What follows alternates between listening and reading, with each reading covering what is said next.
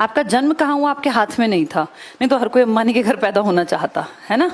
अब हम कहाँ जन्मे तो हमारे हाथ में नहीं है, लेकिन जहाँ हम हैं और जो परवरिश हमें मिली, तुम सब लकी हो बेटा। मैं नहीं जानती तुम्हारे पिताजी क्या करते हैं, तुम्हारे घर में कितने रुपए आते हैं, लेकिन मैं 100% श्योर हूँ तुम सब लकी हो। किस मामले में?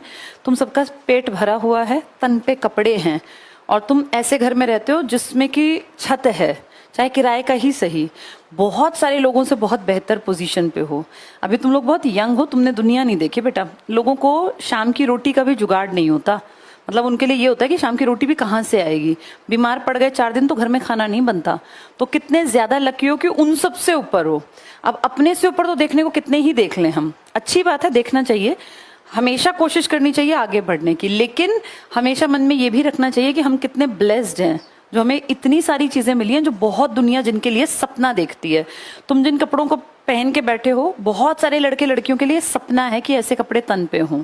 तो अपने आप को लकी और ब्लेस्ड फील करो, लेकिन फिर ये मत सोचो कि मैं बैठना है। ये सोचो अपनी जिंदगी को, ये तो माँ बाप की दी हुई चीजें हैं, इससे बेहतर बनाना है ताकि अपनी लाइफ जैसी चाहें वैसी जी सकें। हर किसी की लाइफ में ना बेटा एक स्टेज आती है जब उसके सामने एक क्वेश्चन मार्क आता है कि अब क्या, लाइफ के लिए, करियर के लिए। ये नॉर्मल परिवारों में 12वीं करने तक नहीं आता। 12वीं तक बच्चे को पता है हर साल 1 साल मुझे आगे बढ़ना है। जैसे चौथी क्लास के बच्चे को कोई चिंता नहीं है, उसे पता है अगले साल मुझे 5वीं में होना है। 8वीं वाले को पता है मुझे 9वीं में। लेकिन 12वीं करने के बाद ये क्वेश्चन मार्क एकदम से आता है, अब क्या। इसके बहुत सारे आंसर हो सकते हैं, वो आंसर डिपेंड करता है कि तुम्हें कौन सा ठीक लगे। मेरी नजर में इसके 3-4 आंसर हैं जो नॉर्मली एवरेज परिवार के सामने, बच्चे के सामने आते हैं। पहला आंसर, मैं क्यों ना कॉलेज ज्वाइन कर लूं, कुछ बढ़िया सा कोर्स जो मन में आए वो कर लूं। एक आंसर ये हो सकता है, बहुत लोग ऐसा करते भी हैं। लेकिन फिर कॉलेज से निकलने के 3 साल बाद भी यही क्वेश्चन मार्क फिर आएगा सामने, क्योंकि कॉलेज तो 3 साल की ही तो छत है सिर पे। उसके बाद फिर वही अब क्या। उस अब क्या का आंसर कुछ लोग और आगे ले जाते हैं, पीजी कर लूं, पोस्ट ग्रेजुएशन 2 साल की, लेकिन फिर वही क्वेश्चन मार्क अब क्या।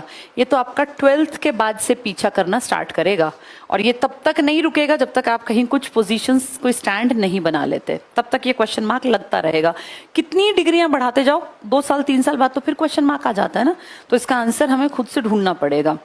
दूसरा इसका तरीका है, इसका तो बेटा कोई आंसर निकला नहीं। दूसरा तरीका है, भैया घर की हालत बहुत खस्ता है, बहुत खराब है, पिताजी नहीं कमाते हैं, भगवान ना करे घर में कोई बीमारी भी है, बहुत पैसा खर्च होता है, पैसे नहीं है। तो ठीक है, अब क्योंकि घर में कुछ भी नहीं है तो भैया जॉब पकड़ो, कोई भी प्राइवेट जॉब कर लो, 10,000 12,000 मिलेंगे, इससे ज्यादा 50,000 कोई नहीं देगा, क्योंकि तुम अभी क्वालिफाइड नहीं हो, स्किल्ड नहीं हो। ये भी करनी पड़ती है बेटा, समय का कुछ नहीं पता। बहुत लोगों को 12वीं करते